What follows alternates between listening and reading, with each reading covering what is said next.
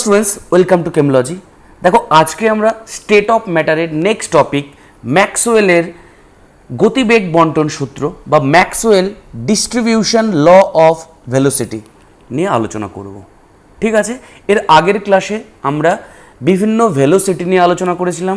Average velocity, mean square velocity, root mean square velocity and most probable velocity. যদি তোমরা না দেখে থাকো অবশ্যই তোমরা দেখে নাও, তারপরে এই ভিডিওটা দেখো। দেখো আমরা এর আগে আলোচনা করেছিলাম, ধরো এই গ্যাস জারের মধ্যে অনেক গ্যাসের মলিকিউলস আছে, অনেক গ্যাসের অণু আছে। তো এই অণুগুলো যখন চলাফেরা করবে তখন একটা অণুর সঙ্গে আরেকটা অণুর সংঘর্ষ হতে পারে। এর ফলে কি হতে পারে, গ্যাসের যে গতিবেগ সেই গতিবেগ কমে যেতে পারে। সংঘর্ষ হলে কী হবে, ধাক্কা লাগলে গতিবেগ কমে যাবে, এর আগের ভিডিওতে বলা হয়েছে। ঠিক আছে, আবার দেখো এর ফলে কি হচ্ছে, কারো গতিবেগ কমছে, আবার দেখো কারো গতিবেগ বাড়ছে। দেখো এর ক্ষেত্রে ধাক্কা লাগছে না গিয়ে পাত্রের দেয়ালে ধাক্কা লাগছে, ফলে এর অনেকটা পথ যাওয়ার পর সংঘর্ষ হচ্ছে। ফলে এর ক্ষেত্রে গতিবেগ অনেকটাই বেশি, কারো ক্ষেত্রে গতিবেগ কম, কারো ক্ষেত্রে গতিবেগ বেশি। অর্থাৎ কোনো একটি নির্দিষ্ট মুহূর্তে কিন্তু গ্যাসের অণুগুলির গতিবেগ কিন্তু নির্দিষ্ট থাকে না, অর্থাৎ সেম থাকে না। অর্থাৎ গ্যাসের অণুগুলির গতিবেগের পরিবর্তন কিন্তু সবসময় হচ্ছে, গ্যাসের গতিবেগের পরিবর্তন। ঠিক আছে, কিন্তু একটা বিষয় তোমরা মাথায় রাখবে যে ধরো এখানে যদি আমাদের 40টা মলিকিউলস থাকে, তার মধ্যে কি হচ্ছে, কারো গতিবেগ কমছে, কারো গতিবেগ বাড়ছে, কিন্তু আলটিমেট আমাদের সায়েন্টিস্ট ম্যাক্সওয়েল অ্যান্ড বোলজম্যান এটা তৈরি করেছেন, এটা আমাদের বুঝিয়েছেন বা এটা প্রমাণ করেছেন যে এর মধ্যে প্রত্যেকটা অণুর গতিবেগের পরিবর্তন হলেও গতিবেগের যে বন্টন সেই বন্টন কিন্তু সবসময় ফিক্সড থাকবে। অর্থাৎ এই 40টা মলিকিউলসের মধ্যে 20টা মলিকিউলসের গতিবেগ ধরো 10 মিটার পার সেকেন্ড, 10টা মলিকিউলসের গতিবেগ 12 মিটার পার সেকেন্ড, আর 10টা মলিকিউলসের গতিবেগ 16 মিটার পার সেকেন্ড। অর্থাৎ এই যে 10টা মলিকিউলের গতিবেগ 16 মিটার পার সেকেন্ড এটা কিন্তু ফিক্স থাকবে। ঠিক আছে, বাকি 10টার 12 মিটার পার সেকেন্ড এটা ফিক্স থাকবে। ঠিক আছে, তো এদের মধ্যে কারো কমতে পারে, কারো বাড়তে পারে, কিন্তু আলটিমেট যে বন্টন, যে গতিবেগের যে ডিস্ট্রিবিউশন, সেই ডিস্ট্রিবিউশন কিন্তু সেম থাকবে। বুঝাতে পারলাম? ঠিক আছে, তাহলে আমাদের আলটিমেট কিন্তু বেগের বন্টন কিন্তু সেম থাকবে, তাদের গতিবেগ পরিবর্তন হতেই পারে। এই জন্য কি বলেছে দেখো, according to Maxwell and Boltzmann কি বলছে, নির্দিষ্ট উষ্ণতায় একটি অণুর নিজস্ব বেগের পরিবর্তন হলেও, অর্থাৎ কোনো একটি অণুর নিজস্ব বেগ পরিবর্তন হতেই পারে। অর্থাৎ আমি ধরে নিচ্ছি কোনো একটা অণু 6 মিটার পার সেকেন্ড বেগে যাচ্ছিল, হঠাৎ করে তার সামনে একটা অন্য মলিকিউলস চলে আসছে, তার ফলে সংঘর্ষ হচ্ছে, গতিবেগ কমে গেল। আবার তারপর কি হবে, আবার নতুন করে গতিবেগ শুরু হবে, তাহলে ধীরে ধীরে আবার বাড়বে। তো এর ফলে ওভারঅল যে বন্টন, ওভারঅল যে ডিস্ট্রিবিউশন সেটা কিন্তু আমাদের সেম থাকবে। কিন্তু দেখো এখানে কি বলছে, তাহলে একটি অণুর নিজস্ব বেগের পরিবর্তন হলেও বেগের বন্টন স্থির থাকে। একেই আমরা কি বলবো, ম্যাক্সওয়েলের গতিবেগ বন্টন সূত্র। ঠিক আছে, মানে বন্টনটা ফিক্স থাকবে, ডিস্ট্রিবিউশন ফিক্স থাকবে, অর্থাৎ এতগুলো মলিকিউলসের গতিবেগ এতগুলো থাকছে, এত হচ্ছে, এটা ফিক্স থাকবে। ঠিক আছে, কোনো একটার ধরো কমলো, কোনো দেখো এখানে 10টার মধ্যে ধরো একটার কমে গেল, একটার কমে দেখা গেল 16 থেকে হয়ে গেল 10, তো অপরেরটার 16 থেকে বেড়ে হয়ে যাবে আরও 6 হয়ে যাবে 22 মিটার পার সেকেন্ড। অর্থাৎ আলটিমেট এদের যে বন্টন ডিস্ট্রিবিউশন সেটা কিন্তু আমাদের ফিক্সড থাকবে। এবং ম্যাক্সওয়েল এবং বোলজম্যানের মতে এই যে গ্যাসের অণুগুলির প্রকৃত বন্টন, এটা ডিপেন্ড করবে দুটো বিষয়ের ওপর, একটা হচ্ছে গ্যাসের আণবিক ভর আর একটা হলো পরম উষ্ণতা। আমরা এর আগের ক্লাসে আমরা পড়েছিলাম যে সেখানে আমরা দেখছিলাম যে সিএম অর্থাৎ most probable velocity equal to কী ছিল, সেখানে √2RT/m। অর্থাৎ সিএমকে দেখছি আমরা, সিএম প্রপোর্শনাল টু 1/√m হচ্ছে। তাই না, যখন টি কনস্ট্যান্ট থাকছে। আর তো কনস্ট্যান্ট ইউজিসি মানে ইউনিভার্সাল গ্যাস কনস্ট্যান্ট। ঠিক আছে, তার মানে দেখো মলিকিউলার ওয়েট যদি বাড়ে তাহলে কিন্তু মোস্ট প্রবাবল ভেলোসিটি কমবে। বা আমরা CRMS এর ক্ষেত্রেও জানি, CRMS ইকুয়াল টু কী ছিল মনে পড়ো, দেখো √3RT/m।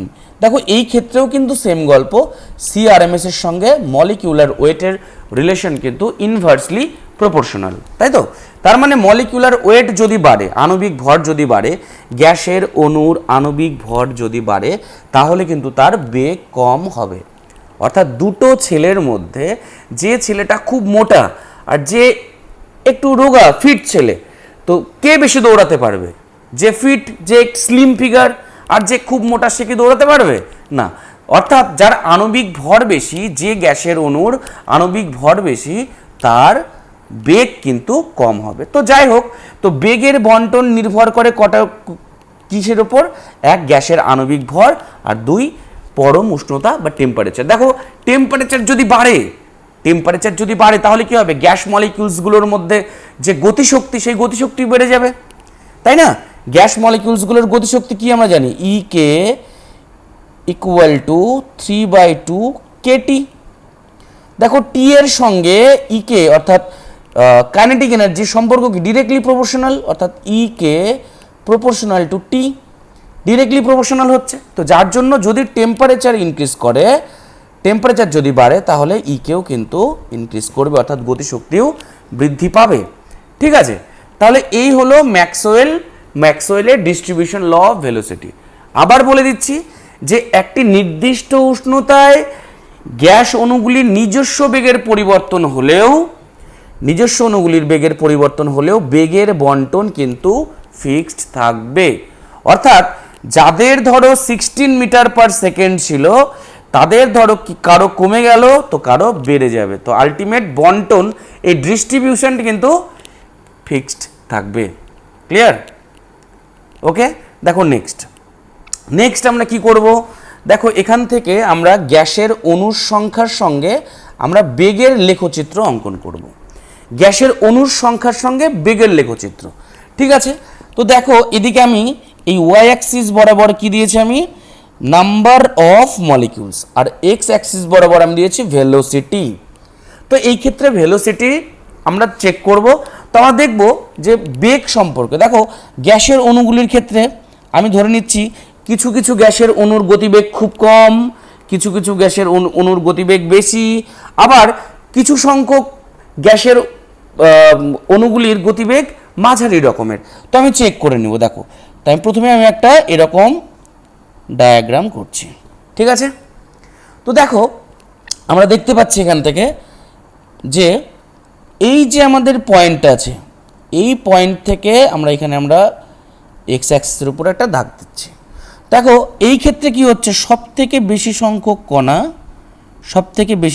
কণা এগুলো হচ্ছে এইটুকু, সব থেকে বেশি সংখ্যক কণার গতিবেগ হচ্ছে এটা।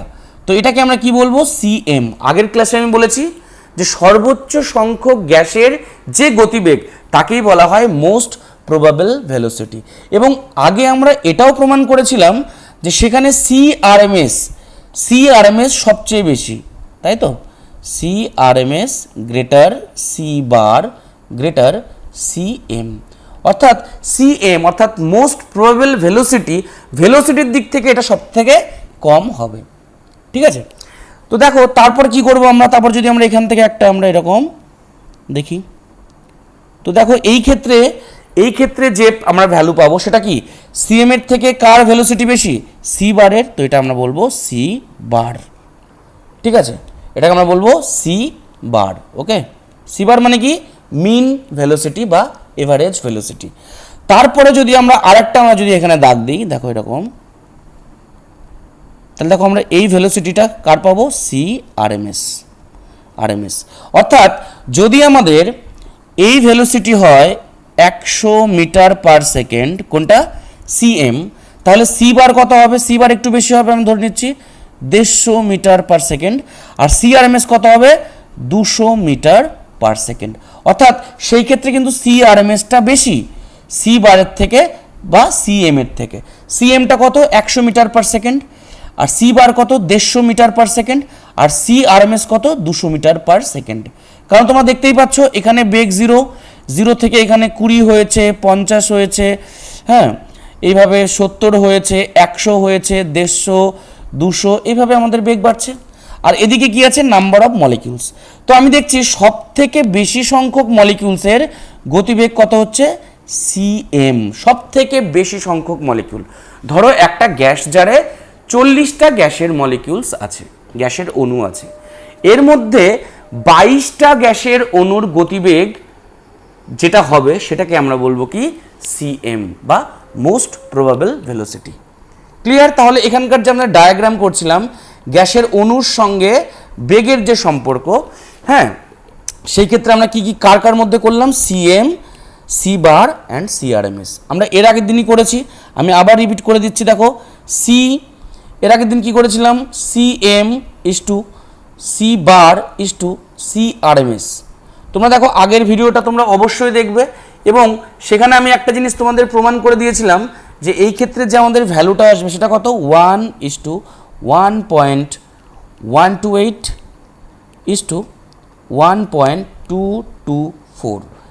দেখো এটা কিন্তু ভীষণ ইম্পর্টেন্ট জায়গা, হ্যাঁ। এবং আমাদের এই যে ভ্যালুটা, এই ভ্যালু থেকে আমরা দেখতে পাচ্ছি যে সিআরএমএস কিন্তু সবচেয়ে বেশি। সিআরএমএস মানে যে রুট মিন স্কোয়ার যে ভেলোসিটি সেটা সব থেকে বেশি হবে, সেটা এভারেজ ভেলোসিটির থেকেও বেশি হবে, এবং সেটা আমাদের যে মোস্ট প্রবাবল ভেলোসিটি আছে তার চেয়েও বেশি হবে। ঠিক আছে, এই ডায়াগ্রাম তোমরা বুঝতে পারলে।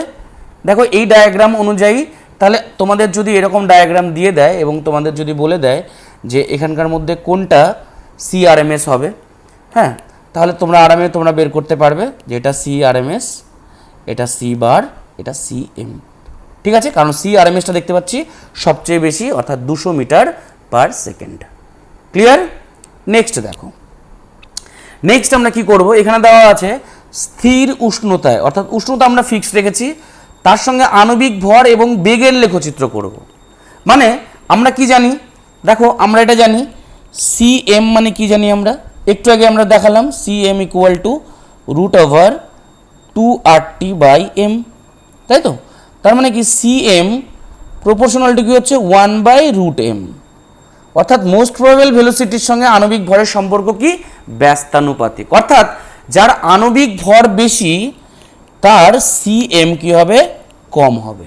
ক্লিয়ার? এবার দেখো আমি ডায়াগ্রাম তোমাদের দেখাচ্ছি। ধরো একটা ডায়াগ্রাম আমরা করছি এরকম,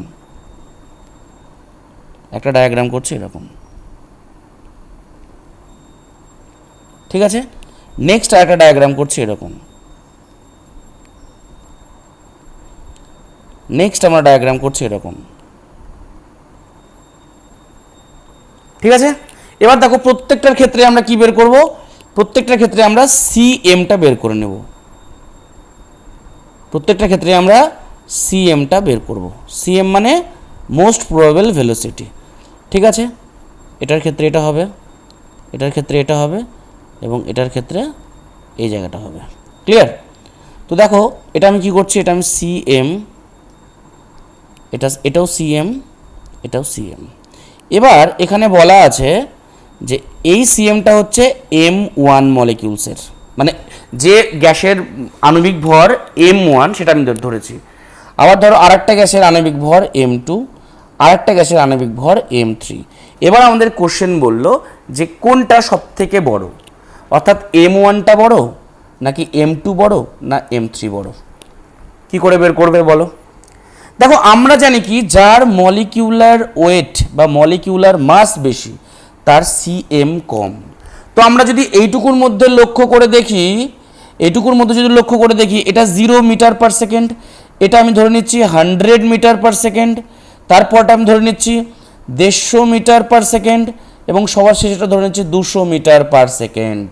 অর্থাৎ এই ক্ষেত্রে যে বেগ, সেই বেগটা সবচেয়ে বেশি কার ক্ষেত্রে, কোন গ্যাসের ক্ষেত্রে, যে গ্যাসের আণবিক ভর M3 তার বেগ বেশি। দেখো 200 মিটার পার সেকেন্ড, তাই তো? তার মানে কি এর আণবিক ভরটা তার মানে কি হবে, কম হবে। কারণ আমরা কি জানি, যার আণবিক ভর কম তার সিএম, যার আণবিক ভর কম তার সিএম বেশি, তাই তো? দেখো এই ক্ষেত্রে সিএমটা বেশি, এই ক্ষেত্রে তার মানে কি, এই ক্ষেত্রে দেখো আণবিক ভরের সঙ্গে সিএম এর সম্পর্ক কি, ব্যস্তানুপাতিক। তার মানে এই ক্ষেত্রে এর আণবিক ভরটা কম হবে, আর এর ক্ষেত্রে এর আণবিক ভরটা বেশি হবে। বেশি জন্য কি, এর সিএমটা কম হচ্ছে। কত হচ্ছে? 100 মিটার পার সেকেন্ড। এর কত? 150 মিটার পার সেকেন্ড, অর্থাৎ এর যে মোস্ট প্রবাবল ভেলোসিটি এটা হবে কি, মাঝারি রকমের। আমি আবার বলছি, যার আণবিক ভর কম, মলিকিউলার মাস যদি কম হয় তাহলে সিএম বেশি হবে। তো কার সিএম বেশি? M3-র ক্ষেত্রে। M3-র ক্ষেত্রে কি সিএমটা বেশি, M3-র ক্ষেত্রে সিএম বেশি, তারপর কি M2, তারপর M1। ঠিক আছে, তাহলে সিএম যার বেশি তার আণবিক ভর কম। তার মানে আমরা যদি আণবিক ভরের অর্ডার করতে যাই তাহলে করব কি, অর্ডার অফ মলিকিউলার মাস। সব থেকে মলিকিউলার মাস কোনটার বেশি হবে? সব থেকে মলিকিউলার মাস বেশি হবে M1, greater M2, greater M3। কারণ দেখো M1 এর ক্ষেত্রে যে সিএম পাচ্ছি সেটা সব থেকে কম পাচ্ছি, M1 এর ক্ষেত্রে যে সিএম পাচ্ছি সেটা সবচেয়ে কম, তাই তো? তো তার মানে কি, এর মলিকুলার ওয়েট বেশি, এর ওয়েট বেশি জন্য এর দৌড়াতে কম পারছে, আর এরটা কি, ওয়েটটা কম যার জন্য বেশি দৌড়াচ্ছে, এই জন্য বেগ কি হচ্ছে, 200 মিটার পার সেকেন্ড। ক্লিয়ার? একদম ক্লিয়ার। ওকে, দেখো এবার যদি আমরা এরকম এখানে গ্যাসের মলিকিউলস M1 না দিয়ে যদি আমরা এরকম দিয়ে দিই, দেখো ধরো আমি এরকম দিচ্ছি, লিখছি আমি আবার, এটা সিএম দেওয়া আছে, এটাও সিএম দেওয়া আছে, আর এখানে এটা দেওয়া আছে। এবার বললো ধরো এখানে 3টা গ্যাস দেওয়া আছে, একটা গ্যাস দেওয়া আছে H2, একটা গ্যাস N2, একটা গ্যাস Cl2। তাহলে তোমরা বলো যে কোনটা হবে কোন গ্যাসের ক্ষেত্রে সিএম? প্রথমটা হবে 100 মিটার পার সেকেন্ড, H2 হবে না N2 হবে না Cl2 হবে। 100 মিটার পার সেকেন্ড আছে, 150 মিটার পার সেকেন্ড আছে, আর 200 মিটার পার সেকেন্ড আছে। তার মানে কি, দেখো 200 মিটার পার সেকেন্ড এর গতিবেগ সবচেয়ে বেশি। তো কার গতিবেগ বেশি হবে? যে গ্যাসের মলিকিউলার ওয়েট কম। দেখো আমরা হাইড্রোজেন গ্যাসের মলিকিউলার ওয়েট কত জানি, 2, N2-র কত জানি 28, Cl2-র কত জানি, Cl2-র কত, একটা Cl এর 35.5, তার মানে দুটো Cl এর 71 হবে। তার মানে দেখো 71 যার মলিকিউলার ওয়েট তার ভেলোসিটি কম হবে, অর্থাৎ 100 হবে। অর্থাৎ এটা হবে কি, Cl2, মাঝখানটা হবে কি N2, এবং তারপরটা হবে কি H2। ক্লিয়ার? দেখো হাইড্রোজেন গ্যাসের কি হচ্ছে, ভেলোসিটি সবচেয়ে বেশি হচ্ছে, এই ক্ষেত্রে হাইড্রোজেন গ্যাসের ভেলোসিটি সবচেয়ে বেশি। দেখো আর মলিকুলার ওয়েট কি, M1 সব থেকে বেশি ছিল মানে 71, তারপর 28, তারপর 2, তাই তো? তার মানে যার মলিকিউলার ওয়েট বেশি তার সিএম কম। ক্লিয়ার? দেখো এরকম ডায়াগ্রাম থেকেও আমাদের কোশ্চেন আসতে পারে, ঠিক আছে? এমসিকিউ আসতে পারে, নিটে আসতে পারে, জেইতে আসতে পারে। তো খুব ইম্পর্টেন্ট জায়গা কিন্তু এটা মাথায় রাখবে যে এরকম ডায়াগ্রাম দেওয়া আছে, এখানে M1, M2, M3 দেওয়া আছে, সেখান থেকে তোমাদের বের করতে বললো যে কোনটা ঠিক হবে, M1 greater M2 greater M3, নাকি এরকম দেওয়া আছে M1 greater M2, M2 greater M3, কোনটা ঠিক, এটা না এটা?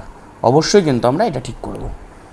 ঠিক আছে, আমরা কি চেক করব, যার বেগ কম তার মলিকিউলার মাসটা বেশি হবে। ওকে, নেক্সট দেখো, নেক্সট এখানে কি বলছে, টেম্পারেচারের সঙ্গে বেগের লেখচিত্র দেওয়া আছে। দেখো এই ক্ষেত্রে আমরা কি জানি, টেম্পারেচারের সঙ্গে রিলেশন কি জানি, টেম্পারেচার যদি বাড়ে আমরা দেখো সিএম ইকুয়াল টু √2RT/m। আমি ধরে নিচ্ছি কোনো একটি নির্দিষ্ট মলিকিউলার ওয়েট সম্পূর্ণ গ্যাসের টেম্পারেচার ডিফারেন্টে বিভিন্ন রকম ডায়াগ্রাম হবে। দেখো এই ক্ষেত্রে সিএম এর সঙ্গে টেম্পারেচারের সম্পর্ক কি, ডিরেক্টলি প্রপোর্শনাল, তাই তো? মানে টেম্পারেচার যদি বাড়ে তাহলে সিএম বাড়বে, টেম্পারেচার উষ্ণতা যদি বাড়ে তাহলে সিএম অর্থাৎ মোস্ট প্রবাবল ভেলোসিটি বাড়বে। এবার দেখো আমি ডায়াগ্রাম করছি এরকম, ওকে,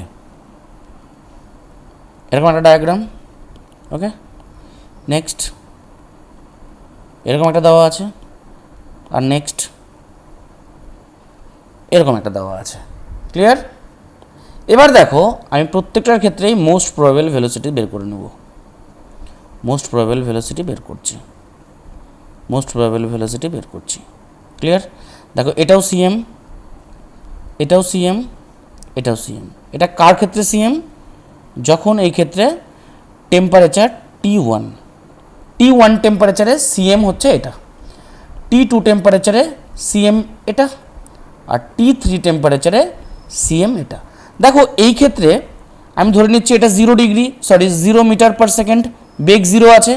এই ক্ষেত্রে 100 মিটার পার সেকেন্ড, এই ক্ষেত্রে 150 মিটার পার সেকেন্ড, এই ক্ষেত্রে 200 মিটার, 200 মিটার পার সেকেন্ড। ঠিক আছে, তার মানে সব থেকে কোন ক্ষেত্রে বেগ বেশি হচ্ছে? এটার ক্ষেত্রে, এই সিএম এর ক্ষেত্রে। তো এই সিএম এর ক্ষেত্রে বেগটা বেশি, তার মানে বেগের সঙ্গে সম্পর্ক কি দেখো, টি এর, টি বাড়লে বেগ বাড়বে। তার মানে কি দেখো T3 এই ক্ষেত্রে কি আছে, T3 বেশি, T3 বেশি জন্য সিএমটা বেশি হচ্ছে, তাই তো? আবার দেখো, আবার বলছি, যদি টি টেম্পারেচার যদি বাড়ে তাহলে তার মোস্ট প্রবাবল ভেলোসিটিও বাড়বে। ক্লিয়ার?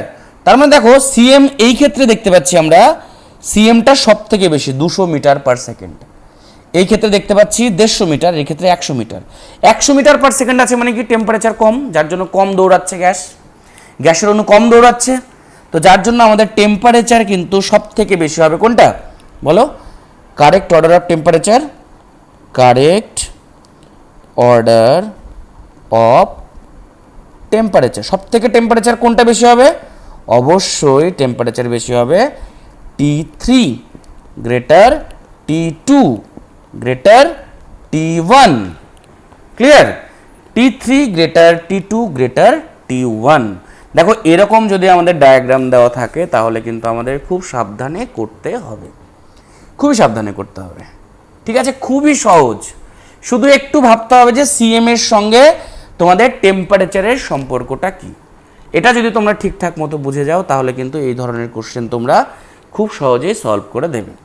এবার ধরো আমি এরকম আরেকটা তোমাদের এক্সাম্পল বলছি। ধরো এরকম ডায়াগ্রাম দেওয়া আছে, ঠিক আছে, এরকম দেওয়া আছে, এটা নাম্বার অফ মলিকিউলস দেওয়া আছে, মলিকিউলস এদিকে, নাম্বার অফ মলিকিউলস এদিকে দেওয়া আছে ভেলোসিটি। ক্লিয়ার? তো দেখো এবার আমাদের ডায়াগ্রাম দেওয়া আছে এরকম,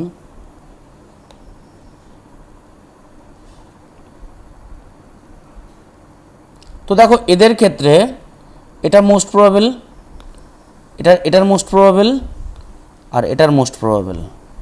দেখো এই ক্ষেত্রে সিএম দেওয়া আছে, এর ক্ষেত্রে সিএম দেওয়া আছে, এর ক্ষেত্রে সিএম দেওয়া আছে।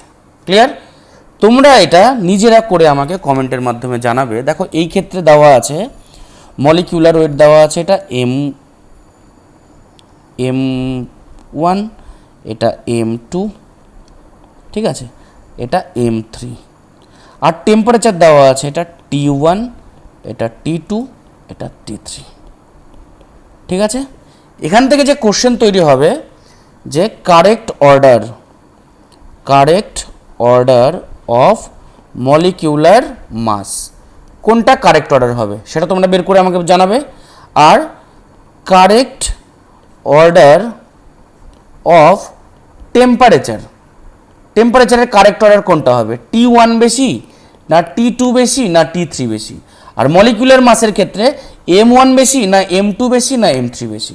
তোমরা এটা নিজেরা প্র্যাকটিস করবে, নিজেরা পারবে, জাস্ট 5 সেকেন্ড তোমাদের টাইম লাগবে। ঠিক আছে, আশা করি তোমরা পুরো ব্যাপারটা ঠিকঠাক মতো বুঝে গেছো, যদি কোনো প্রবলেম হয় অবশ্যই আমাকে কমেন্টের মাধ্যমে জানাবে।